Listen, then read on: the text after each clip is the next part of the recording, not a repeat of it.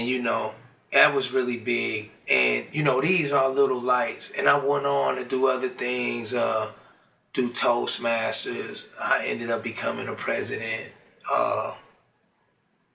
Because you said you would is a promise club, because I said I would. So if you say stuff, you need to stand on your word. You got to be accountable. And the best ability is availability. You need to be available for the people that you say that you love. If you're not, you know what I mean? Like, that's just what life is. And I tried to be available to them brothers. And it did. After 18, it became my distraction too. Because I'm trying to figure out, how do I get out of prison after 18? In 2018, at that point, you know, I had been in prison for 20 years. I'm like, man, what do I do? I'm trying to figure it out. So from my research, I seen that the only way to hurdle this procedural default for untimely filing, see, according to the Anti-Death Penalty Terrorism Act of 98, put in place by Bill Clinton, that if you have a timeline, and it's funny, because if you file your case, your direct appeal, you file it, after your direct appeal get denied, your time start going. So if I was to file my PC a year after my direct appeal, see, I forfeited my time. I only got a year. But if I file my post-conviction relief, or PCR, 3 months, that means I got 9 months still on the table until after my PC is, if it's denied, I got a time period to file my appeal on that. And after that appeal, I got a timeline left. All this time is counting down. And I lost my time dealing with this lawyer that jumped on my case. And it seemed like, ironically, the next year they let me out, right? Right? So it's a lot of things, you know, when you're trapped in the system. I mean, you really trapped. There's a lot of games that go on with the prisoner, as well as the administration, with the courts, with judges, just with people, period. Because you are a new slave in America, right? Amendment, the 13th Amendment, right? Slavery has been abolished except for those who are convicted of crimes. And society use it against you, right? You read a book, stop telling me that prison stuff, right? You like, man, like, right? They come to find out you go to colleges and you know more than the professors, right? But when you in that suit, it don't matter. That's how people choose to see you. And I was experiencing a lot of that, you know, at that time. After my, you know, all my remedies was exhausted, and I was trying to perfect this actual innocence doctorate, which will hurdle over the procedural default. So I needed some time to do it, to figure that out. Because I could file it any time. If I prove my case, I get into court and I win. So I was taking my time putting it together. But in the meantime, like I said, I was doing these programs, that light you was talking about. I still seen that light, and I was like, if I got the power to help somebody, I'm going to help them. I don't want nobody to turn them down the way I was turned down, right? So I was like, let me be that light. And honestly, I really fell into a desperate situation, man, because I'm like, man, I got to perfect this. Right? And I leveled down. And when you level down, it's like it get more watered down. Now these guys in these lesser security facilities, they don't know nothing. And they don't want to know nothing. So now I'm by myself trying to figure it out. You be needing some back and forth, you know, with people that study the law.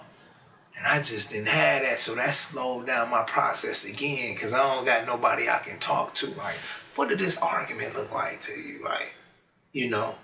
So I said, you know what? I'm going to file a clemency, right? I'm going to file a clemency. So it's right after the pandemic, or during the pandemic in 2020.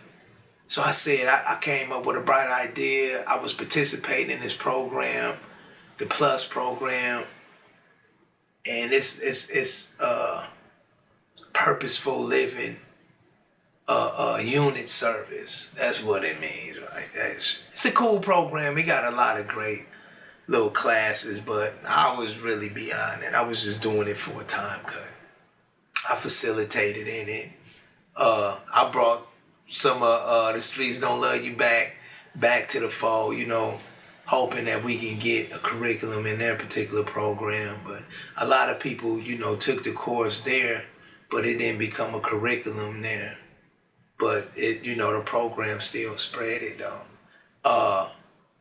So I filed this clemency.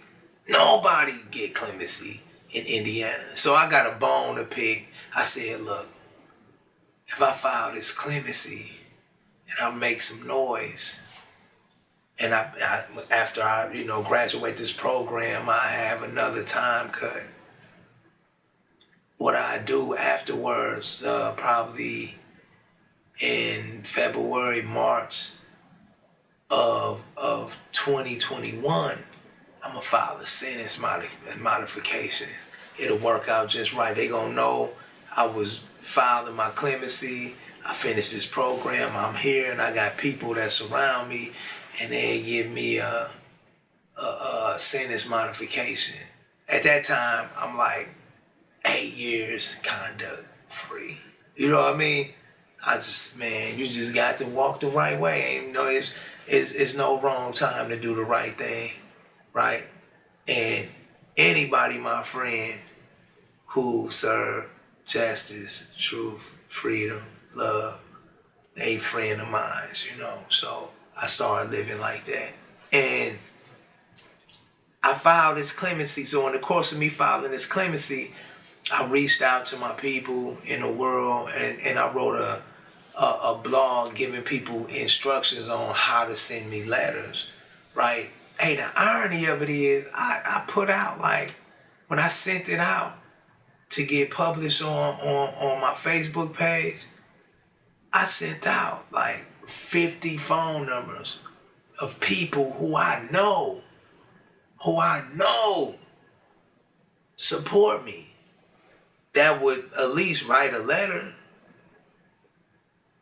And the irony of it is, I received the letters, and I got 21 letters, and I only knew 4 people. Rest of them were strangers. My brother, my 2 sisters, and my comrade Fury Young. They were the only ones I knew. And it was a letter in there from a woman named Shannon Coleman. Now, she was from Philadelphia.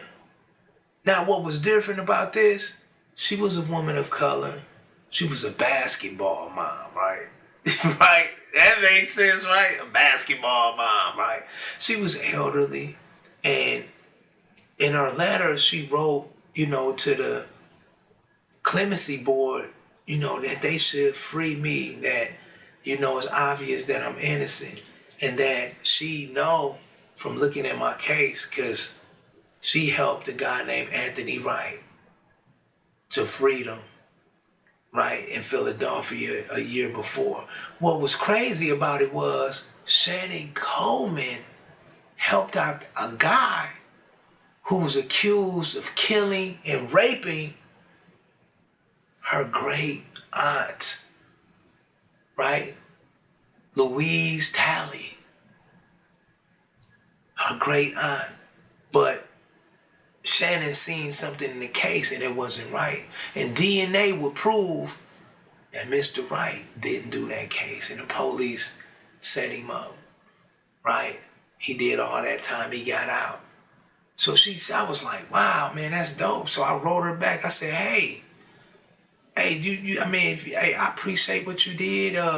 If you can do anything else, let me know. She wrote me back and told me, well, my daughter worked with the prosecution office as an intern in there, and that's what they do. They get people out. She said, do y'all got a conviction integrity unit? I said, what's that? He said, y'all don't got that? Right? This is June of 21. Right? No, I'm tripping. This is June of 20. Right?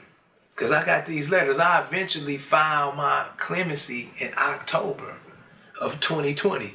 So we still talking in between. By the time we get to the end of 2020, she said, you know what? I was messing with the internet. And they got a conviction integrity unit. As well as Christina Bunch in Exonerated, Indiana helped her out too.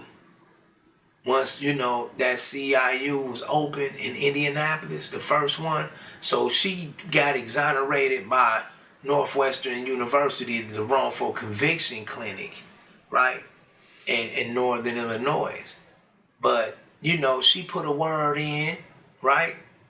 And, I had the questionnaire in my hand, April of 21. I reluctantly fill it out. You got to think, I wrote every innocent project.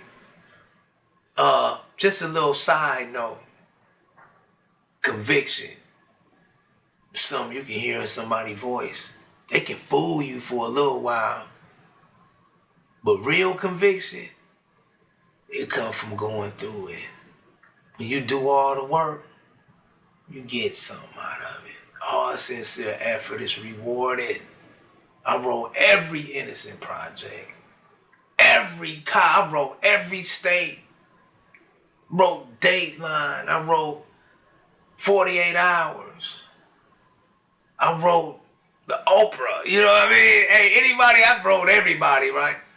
But I didn't get no answers. So I wrote and I sent out a lot of questionnaires to these innocent projects, and they just never done that. So by the time I got to them and they conviction integrity unit, right? And I'm writing in it. And it's just like, it's the same old rodeo. That's what I'm looking at. So one thing I did different, at the end, they said, you got any last thoughts you want to say? And this is what I wrote. I said, I may have been a drug dealer, a deadbeat father, even a worthless son of a bitch, but I'm not a murderer. And I just sent it off. And I told Shannon about it. I was like, I don't really trust they gonna do anything. Yeah, right, you know what I mean? She said, you got to have faith in them, come on, Leon, they work here. And lo and behold, in May, actually in July, they picked up my case, right? Now, I did put a blitz down. I had my queen daughter, Kobe Blewett, my queen sis, Valerie Buford.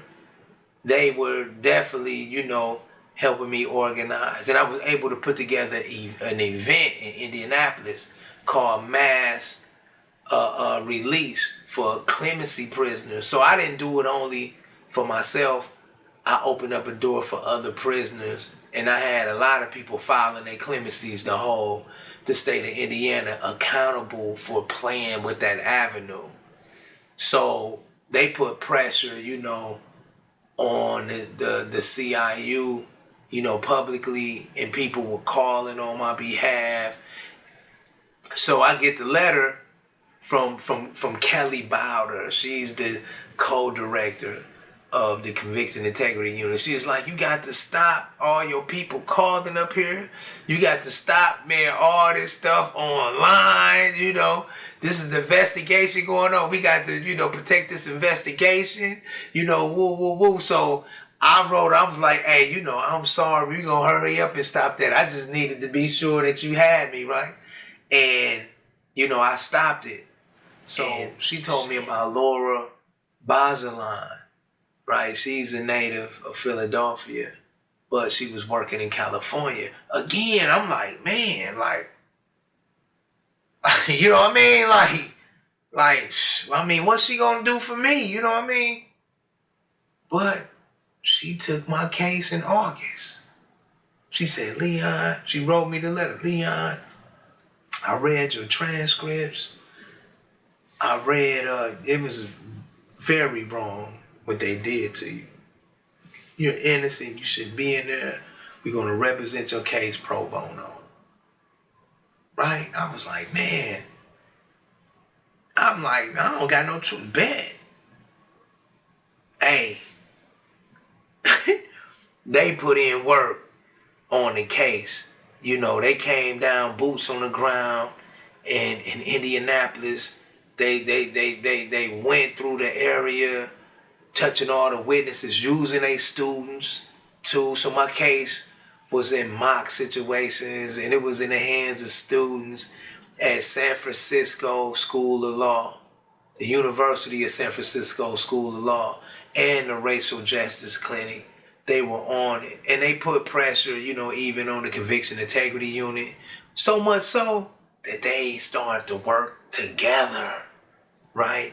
And that was really big to see, you know, these people come together for justice. I was able to communicate with them at least twice a month via Zoom, and, you know, they were spot on. I remember one time, Laura Baseline and her assistant, Charlie Nelson Keever, they was like, Leon, you don't got to convince us of your innocence. Because I was so used to having to prove myself, right? I got prison clothes on, you know what I mean? You do kind of get this built-in insecurity or inferiority for being relegated for so long. You always got to prove when you know 2 plus 2 is 4, man. 2 plus 2 is 4. 1 plus 1 plus 1 plus 1 is 4. 3 plus 1 is 4. Zip. You going out your way to prove something that's obvious. And that's what they told me. And I was like, man, they said, we believe you. And I was like, for real? Like, yeah.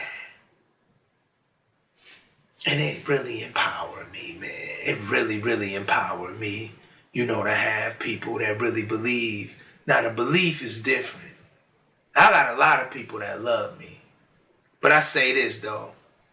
Everybody got a lot of people that love them. But you got fewer people that love you and give a fuck about what you're going through. When you give a fuck about what somebody going through, you empathize with them. You do. You consider that. You be like, damn, what's that like? Shit. Let me figure some shit out. They did that for me. And that was the first time I ever got that out of a lawyer. I got that out of my people, some of my family members. But the thing was, people didn't have time. They didn't have the knowledge. They didn't have the relationships to certain people to do certain things. But they did. So when they told me, they on it. Now, I asked Kelly Bowder, right, about this later. Wait, before I get to that, let me say this. So when they researching my case, they find my file. In my file is notes from another detective, right? A drug detective.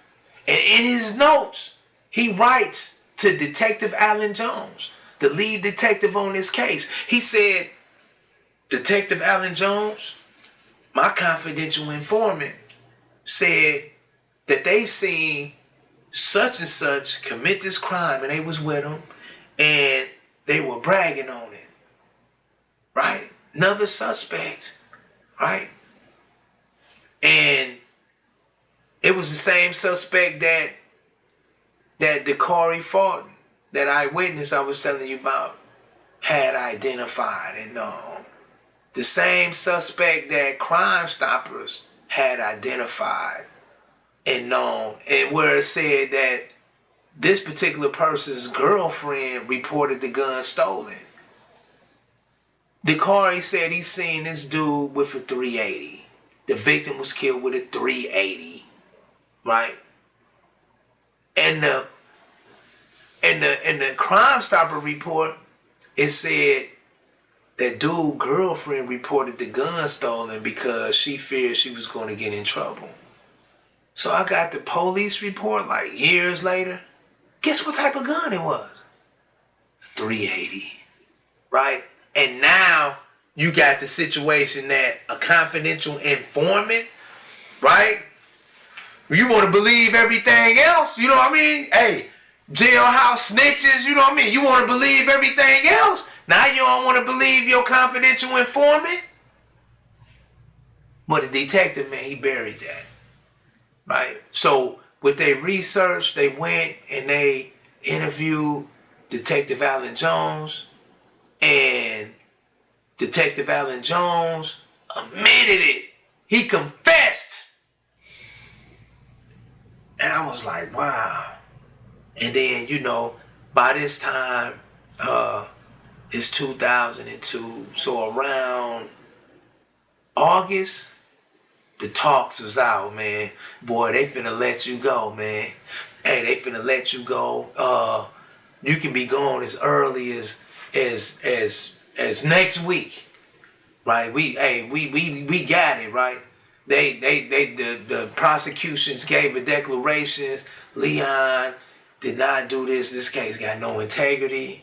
The prosecution office is not responsible or did not know about the detective holding back this information. It was not in discovery. You see what I'm saying? And I was like, wow, you know what I mean? And, you know, long story short, the official filing in Indiana courts was December 12th, right, of 2022. So they was like, you coming home Christmas. So my lawyers got a little bit, man, they got a little bit out of whack. My sisters and them, they cause they looking at it different. This is one reason I think I had a conversation earlier where I was talking about I didn't really realize how my situation affect y'all. Cause once you in the picture, when you on the inside, you can't see it. You got to get out the picture to see the picture. If you in it, you can't see it. You know, so, and you know, I'm growing to understand that now. And they was going through they even cried. I was like, man, it's like people crying for me. Like, I had some white people crying for me, right? I did. I ain't never seen a white person cry for me. They for real, right? They was crying. I was like, wow, like, this must be real, right? It's going down. But they was getting impatient. I just told them to be patient because I realized the courts got 90 days to respond to, you know, anything you file. And this don't include weekends or holidays. So I could have been sitting there as late as May, right? So we going through everything and we sitting, we waiting, and it was March 9th.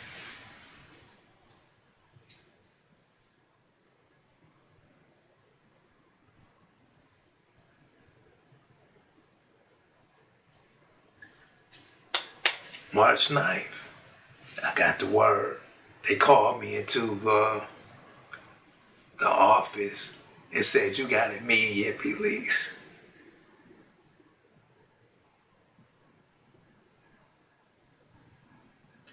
That was huge, you know what I mean? That was huge. And I didn't really react. At the time, I didn't react. I didn't tout or nothing. I was like, woo. Truth never dies, you know. And the counselors and stuff, man, they was just looking like, man, like this dude walking out of here, right? So I just went and packed my stuff up. You know, I hit my people. They was like, yeah, it's official. I heard last night. I was like, I'm just hearing today. So really the order went in March 8th. And it was really major. So I packed all my stuff up. I said my goodbyes to my comrades, kept the numbers I was going to reach out to, you know, stuff like that. And, you know, everybody was like, man, they was shocked. You know, I walked out and I went to medical. We had to go to medical because I got to do this blitz thing because, you know, you got to do all this re-entry paperwork. I'm just marking stuff down to leave out. And, you know, like on my way out, I'm pushing my cart. They gave me like a grocery cart to push out. I just had like a box. And it just went like that. I went through the corridors. They was opening up doors for me. I'm like, man, I ain't never seen this part of the prison, right? They opening up stuff, and before you know it, I'm right there at the front. They like, let me see your prison ID. Gave them my prison ID. They gave me a different ID for when I go out. And I said right there, I seen my sister there. I'm like, hey, what's up? And she had my clothes there that I planned to wear out. So I wore a white dashiki, a long sleeve dashiki with white pants with some white kohans. And I had my kufi on, and I had my prayer shawl on. And, you know, I had my, I didn't put my beads on at the time. I didn't see them, but that's what I had. And I had these glasses. He gave me these glasses. And I just walked out the door, man, so happy, you know. And I heard, you know, people chanting, you know, truth never dies. Truth never dies. And I, you know, the first thing I did, you know, I saluted, you know, God, you know, the Most High, Yahweh. And, you know, the reason why I wore the prayer shawl is because I did a lot of ministering, you know, on the inside. You know, I gave a lot of speeches with doing that and just, you know, really, you know, rocking out as a traditional Israelite. And, you know, that's what we wore up there when we delivering Torah. So I just didn't put it on for show. I was practicing something. And that practice came to light. So that's the light you've seen, man. In the end, I never really was without hope, right? Because it was something. Whether it was my brother coming through, or my sister, Rob or Lucinda, or maybe a Steve Willard in the UK, or maybe, you know, a sister in DC that decided to put some flyers out for me, or maybe an independent publisher published, you know, my article, or a pamphlet. When I look back, I never was without hope.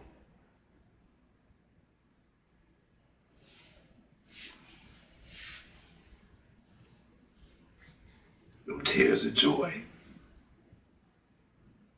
It's good to let them out, right? But I never was without hope. And now that I'm out, see these tears? They tsunamis.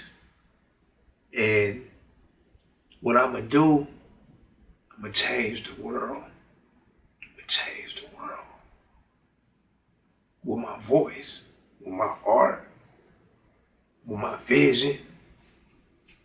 Because I realized, you know, being on the inside like that, like, I was really blessed. Like, for real, man. Like, you know, I get out, you know, it's nothing for me to shed these tears, especially in front of loved ones. Y'all out there too.